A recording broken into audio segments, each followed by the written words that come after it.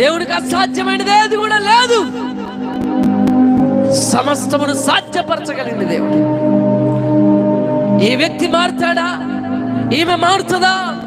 ఈ కుటుంబం మారుతుందా?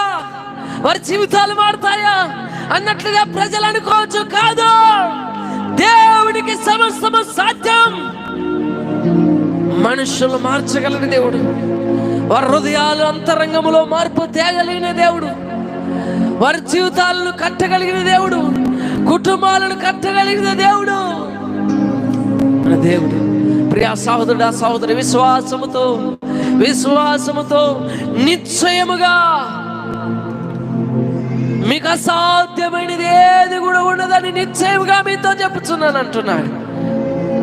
ఆవగించినంత విశ్వాసం, చిన్న విశ్వాసం ప్రియా సహోదరుడా, సహోదరి, విశ్వాసం